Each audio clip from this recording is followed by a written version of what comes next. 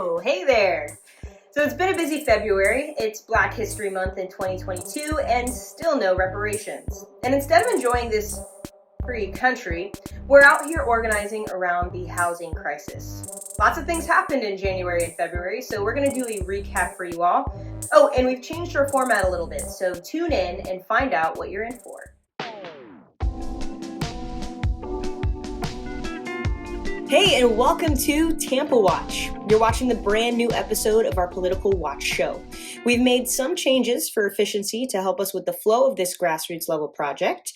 Oh, and I almost forgot. My name is Megan with Tampa Bay Activist Network. And I'm Tori, she, her, hers, with the Black Collective Movement of Tampa. And yes, our new format is going to be more extended recaps of the events that happened in the prior month. We found that we serve better as an archival news show rather than a breaking news show because, well, we have our day-to-day jobs and we have to be out in the community. So we can't get to the news as fast as, say, a corporate entity or even a well-funded nonprofit. What Tori is saying is we want to be a source of information that you can rely on a little more consistently, but we have to work around the real limitations capitalism imposes on all of us while we're out there fighting for our lives. But don't worry, we'll still have pop-up episodes and infographics on our social media, so if something that requires your direct response happens before our episodes air, we will keep you in the know. And we're Tampa Watch now because we are expanding beyond City Council and the Mayor.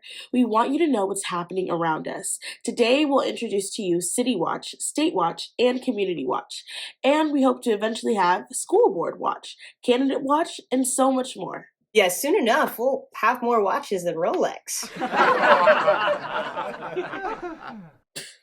Tough crowd. Okay, so what happened in good old Tampa, the city that we love, in January? Nothing good, I'm sure. Well, let's be optimistic here. On January 13th, the City Council heard some important readings about an ordinance for a tenant bill of rights. And the good news, the first reading was a success, with a 6-1 vote, only Miranda dissenting, and moving forward to a scheduled reading on February 3rd. Yeah, well, I was optimistic until I found out Council Member John Dingfelder was hesitant to vote yes out of concern for the so-called mom and pop landlords. While he voted yes on the first reading, it's clear that Dingfelder is prioritizing these so-called small landlords already over us. It's especially troubling because this ordinance is a literal bare minimum ordinance. Nothing less than guaranteed housing for all, and I do mean all, will solve our housing problems. You and I know that. But a tenant bill of rights in Tampa could have provided some valuable harm reduction, especially for Black, Indigenous, transgender, people with disabilities, and or elderly residents. The proposed ordinance mirrors a similar ordinance passed by Hillsborough County Commission with a 5-1 vote on March 3rd, 2021, which applied only to unincorporated Hillsborough, so not the city of Tampa, Temple Terrace, or Plant City. The ordinance does two simple things. Literally. Bare minimum. The Tenant Bill of Rights would require landlords in the city of Tampa to provide a copy of the tenant's legal rights on all new and renewal leases. And in this day and age, a simple PDF could be added to the lease so we could sign online. So in other words, it would just proactively provide residents with their legal rights and remedies available as a renter. I wonder why landlords would oppose doing such a thing. Maybe it's cost. I mean, the cost of PDFs, these days. Or maybe it's easier to violate the rights of people who aren't aware of them or how to enact them. I really think it's the PDFs. It has to be the cost of PDFs. But the second provision, the most glaring one, is that it would prohibit Section 8 or public voucher discrimination, meaning all landlords in the city boundaries would have to accept public assistance for housing, thus broadening the scope of available housing for people who need public assistance. But expanding public assistance would end the quasi-segregation that is intentionally in place by forcing those who need public assistance into clustered food deserts with no adequate transit into targeted areas of East and West Tampa. And who is forced to rely on the public voucher programs the most? Well, you guessed it, Black, Indigenous, people with disabilities, transgender, and or elderly residents of Tampa. But hey, as long as mom and pop landlords are good, right? While it was no surprise, Councilmember Miranda voted no on it and went on some wild tangent that had nothing to do with anything. I will say Councilmember Vieira was quoted by Creative Loafing as saying he's seen the need with his own two eyes. He said, I do believe this is an ordinance that responds to something that is not only a problem, but that is a crisis that is getting worse. But I say that not to praise Vieira for supporting the literal bare minimum, but to note that he would be absent at the second reading of the ordinance, which is required for final approval on February 3rd. Yeah, you're right. And the 6-1 approval vote was promising in January, but fast forward to the February 3rd meeting. We saw a change. Miranda maintained consistent with his no, but Dingfelder, Carlson, and Citro flipped from yes to no. Maniscalco and Goods voted yes, with Vieira absent. By the way, Creative Loafing asked Vieira why he was absent. Here is what was reported. Vieira said he was not there to vote Thursday because he was handling a judicial investiture for a friend. Soak that in.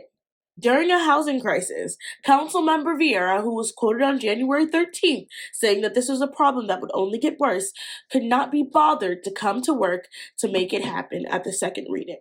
Right, it still would have lost 4-3, but it says a lot about Vieira. I mean, imagine blowing off work to help a friend and missing a deadline for an important work project. I mean, how fired would you be? He does say he'll open a motion to bring this issue up at the next meeting, but still, I'm not giving him a pass for basically saying that a friend's judicial investiture or whatever is more important than poor, marginalized Tampans in a rent crisis. And I was right about Dingfelder. He flipped to no.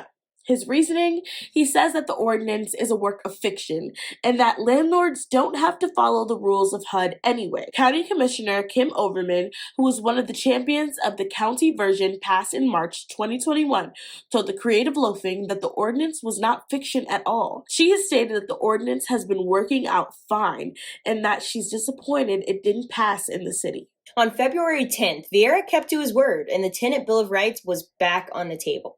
Dingfelder still seems hesitant, especially about the income voucher discrimination provision. But the good news is, according to Creative Loafing, on February 17th, the Bill of Rights came back to the vote, and this time it passed 7-0. This isn't just a good old change of heart. People from the People's Safety Coalition, PSL Tampa, Restorative Justice Coalition, and Dream Defenders, among others, met with various city council members and demanded that it passed. People like you also picked up the phone and sent emails demanding a tenant bill of rights. Last year, Bay News 9 reported that there were big development plans for historic Ybor. An investor by the name Daryl Shaw proposed a 50-acre project known as GasWorx. For those who don't know, the once hotbed of the Cuban Revolution, labor union galore, and mutual aid society Ybor is still currently home to many small businesses, home to a few of the last remaining gay bars in Tampa, and also home to many poor, working-class people of color. So if you didn't read between the lines there, it sounds like Ybor is headed for its final round of gentrification, as the first ordinance for approval of this project passed on January 13th. The poor people, and probably the poorer businesses, will soon be priced out, I'm sure. And the project will supposedly have a food hall, a park, an apartment complex, and a few other things.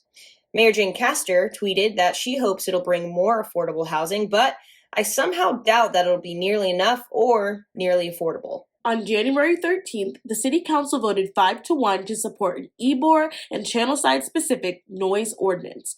Only Maniscalco voted no. Meanwhile, Vieira was absent. Damn, absent again!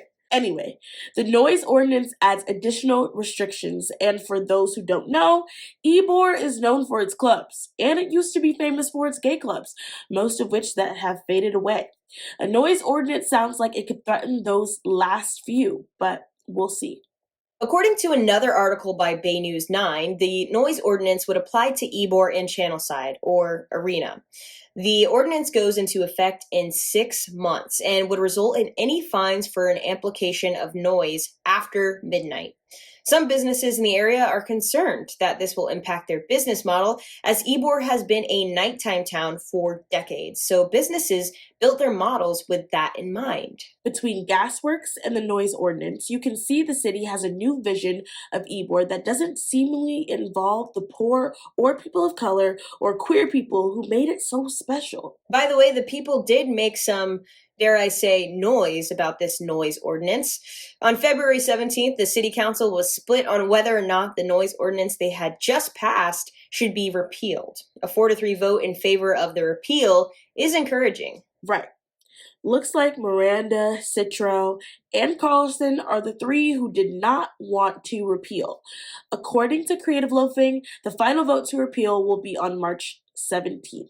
So if we can keep the 4 on the repeal side, it might officially be repealed. Let's keep our eyes on it, though. In December 2021, Mayor Castor had been in talks with the owner of the Rays Stadium. The conversation they're having is to place the stadium where the old K-Force building was, and their talk lasted 90 minutes. Aside from the atrocious traffic this would bring, it would only further the vision of making Tampa and Ybor upscale, which doesn't include poor and working class people or any other marginalized groups, at least. Not at large. Instead of investing money into housing and tenant bailouts and supporting small businesses destroyed by the pandemic, our leaders are approving conversations about the Rays Stadium, GasWorx, noise ordinances, and literally they're not worried about renters at all. Many poor people and houseless people congregate in Ybor. Considering the history of what happens near Ray J and downtown when sporting events happen, we can expect that poor and houseless people can anticipate increased harassment instead of an increase in resources. And no, Mayor Castor's tent project isn't resources, it's an insult. With the money we want to put into GasWorx or moving the stadium or the city center off Hannah in East Tampa, we could provide people with quality, efficient homes. Housing first projects have shown to be successful in increasing the quality of life for everyone, reducing vandalism and trespassing charges, reducing littering, reducing harm caused by substance use in the community. But no, we can't have that. Got to have GasWorx and Raybor. It really is maddening when you think about it. Stadiums and fancy food halls should be rewards for cities that meet the basic needs of all of its people, not for cities that neglect them. It's not that we're against change, but too many people in our city, and especially too many Black people with disabilities or trans people, have so many needs that will always be more important to us than profits, development, or sports teams. Speaking of, by the time of this episode's writing, the murder of Jenny De Leon still remains unsolved. Jenny De Leon was a Latina transgender woman who was murdered in Tampa on November 2nd, 2021. Tampa Police Department, despite their heavy funding, seemingly are unable to solve this murder. And that's scary because whoever did it could be out there with plans to harm other transgender women or maybe even the entirety of the queer community. We don't know since it hasn't been solved.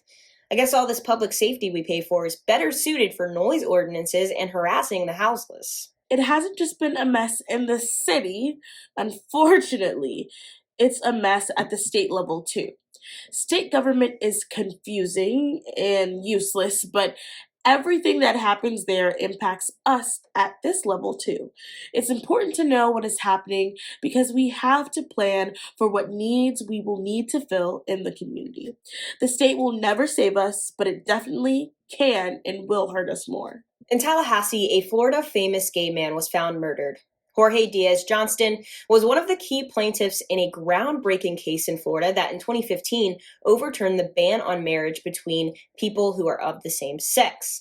His brave work, along with that of his eventual husband and co-plaintiffs, resulted in the state of Florida overturning its gay marriage ban about 5 months before the federal ruling in 2015. Found left in a landfill as though he was nothing, the Latino gay activist was first reported missing before being found days later. At the time of this episode's writing, the homicide has not yet been solved. I guess between Tampa's murder of Latina trans women and Tallahassee's murder of Latino cis gay men, there isn't enough energy or care to find out who did it. To hasten matters, the legislature couldn't care less about these deaths. Instead, they're pushing through extremely harmful anti-trans, anti-gay, and anti-queer bills. One of those bills is known as the Don't Say Gay bill. Equality Florida has been in full force fighting against this dangerous bill, which would primarily impact LGBTQ students in our schools. While people face evictions and foreclosures, the legislature is focused on harming gay, queer, and trans people. This ugly bill, according to Equality Florida, would make it illegal for educators to even mention someone's orientation or gender identity. This means gay, lesbian, bi, trans, and queer figures in history would not be identified as such if they're even spoken about at all, and movements like Stonewall, the Machine Society, ACT UP, or the Compton cafeteria riots would not be in the curriculum. The bill would also most likely outlaw groups like GSA, which stands either for Gay Straight Alliance or Gender Sexuality Acceptance, from schools. Likely, any books in the libraries discussing LGBTQ people would be removed, and worst of all, faculty and staff would be required to notify parents or guardians if they have reason to believe that their child is gay or transgender, which can be dangerous for those in less than accepting homes. And we can only speculate that such a law would mean LGBTQ educators and staff would have to remain in the closet at work for their safety. All the progress that we've seen made over the past few years could be tossed away. This will be harmful to children and harmful to the next generation of queer people. As of the time of this episode's writing, the Don't Say Gay bill had advanced forward in both the House and the Senate committees, and has seemingly gained the support of Governor Ron DeSantis. Right. This community is being attacked from multiple sides by Florida lawmakers because we're about to show you this isn't only a dangerous bill that's being passed. As we've seen, the DeSantis regime is getting creative with how to create additional barriers for access to the most basic of rights for already marginalized communities. So first, we already mentioned the Parental Rights and Education Bill, which is the actual name for the Don't Say Gay bill. This one would open a door for parents to have legislative grounds to sue school districts that they suspect are teaching their children about gender identities, sexual orientations, etc. Then we have the Stop Woke bill. Pause. Think about how stupid that is. This one has yet to pass, but has garnered a lot of attention because it mirrors legislation that has been passed in other states that aim to stop the teaching of critical race theory. If passed, this legislation takes it even further, as it is phrased in a way that would allow people to sue schools over what they teach based on student discomfort. Whatever that means. Unlike many other states, which are exclusively attacking critical race theory, the bill's phrasing as it currently stands is purposefully left vague so that it can apply not only to critical race theory, but to anything really. You'll notice that this is a pattern in the bills that Florida is trying to pass. Next, we have the Medical Objector bill. This bill doesn't actually have a name yet, but is currently called House 747. This bill hasn't passed, but was approved and is favorable by the Professions and Public Health Subcommittee. If passed, this would allow healthcare providers to act on their conscience when deciding on whether or not to provide certain medical procedures. This bill, much like the Don't Say Gay bill, is worded very loosely. This is clearly on purpose to allow for more than the usual protections afforded to healthcare providers. We know that there are already protections given to healthcare providers regarding religious and moral conflicts. So what is it about this one that makes it so different? What's the wording that lawmakers are using? What's the agenda? That's what a lot of Democrat representatives were asking when this bill was being proposed. We already have these protections for healthcare providers, so why are you pushing a bill that keeps emphasizing the word conscious? And why is the wording so loose that it could range from a finger prick to anything short of an emergency operation? The language was defended over and over again by Snyder, who, when asked if this bill would allow discrimination by the healthcare providers, was like, no, it wouldn't let them discriminate. We don't even use the word discrimination in the wording.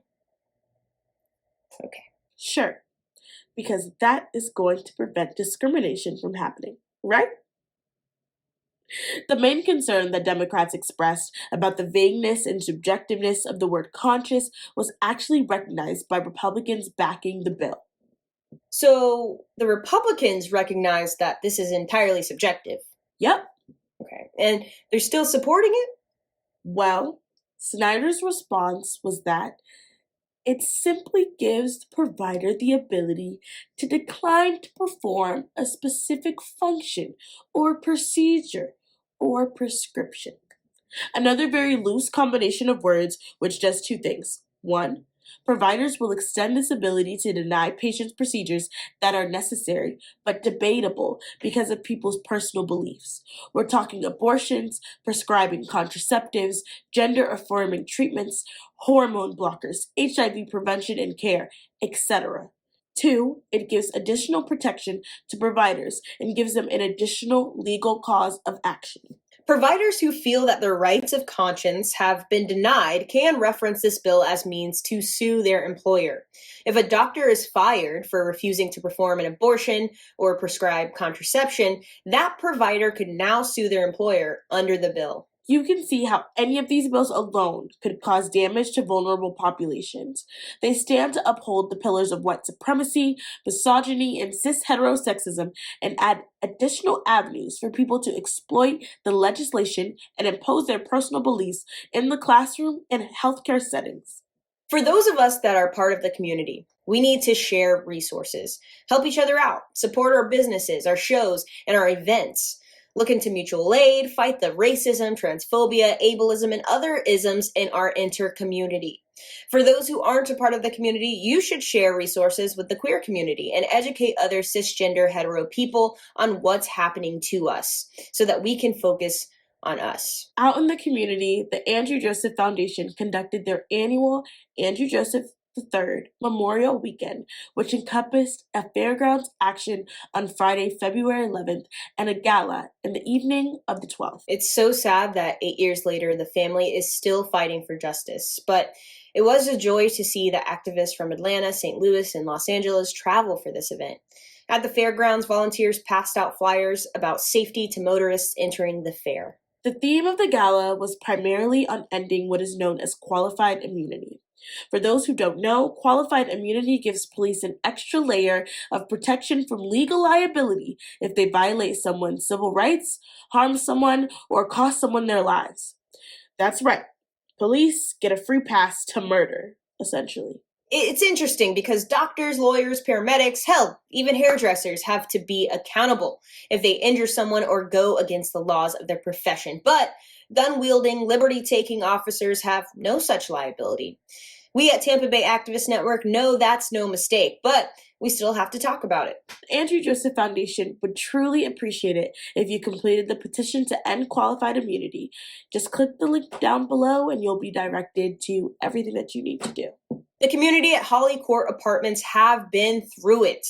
From our understanding, they got welcomed into the new year with an eviction notice and were supposed to be out of the complex by January 31st, but they got a temporary extension. Community advocates from various organizations, and frankly, just some everyday people not part of organizations, made it a point to draw attention to this matter.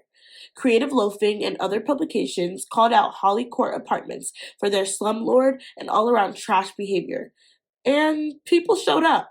Yes, they did. On January 20th, there was an action that got media attention surrounding the issue. According to what we've seen online, Palm Communities LLC, who manages the property at Holly Court, was ready to throw out elderly, disabled, and of course, many were black and brown, right on the streets. A report by Creative Loafing found that the living conditions were already terrible, including black mold, among other problems, festering throughout the complex. That is disgusting. Caring community members showed up again on January 31st and then again on February 4th to make sure those in the complex were seen and heard, and that's important. From what we understand, the CD property manager released a statement on February 5th. They claim they've spent over $60,000 in repairs. According to their statement, as reported on News Channel 10, while the repairs are being finished, tenants have been given temporary housing. But this is literally the bare minimum. Yeah, like, we're glad they took action, but that's what they should have been doing, like, already. So we aren't counting them as the good guys here. There literally had to be protests and negative media attention for them to do the least. Imagine what they're getting away with in areas where people aren't watching as closely. Yeah, and by the way, you can send any tips about community events that you or your organization may be having or may have completed to this email right here.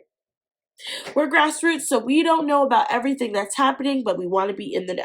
For sure. If you or your community organized any kind of human rights event or action, let us know about it. Provide a blurb of what happened, who showed up, what you did, and why. And if you have them, include pictures and videos of your events. We can't guarantee we'll report on everything that you did, but we'll try. Oh, to be clear, we mean let us know about events that have already passed, like a summary. But you can also invite us to upcoming events too. Again, we don't guarantee we'll be able to show up work life, but if we're in the know, we might be able to recap your event in our next episode release. And in some cases, we can do a pop-up episode to advertise your upcoming event on our social media. Well, what a show. That's a wrap. I wish I was delivering more good news to you all, but don't give up. This is the time we need one another. Do political education, find mutual aid group to get involved with, start organizing with your neighbors. Until next time, I'm Tori, she, hers, the Black Collective Movement of Tampa. And hey, please subscribe and share our episodes. You don't have to love everything we say to understand the importance of our message. We appreciate you and the fact that you're watching this. So I'll see you around soon.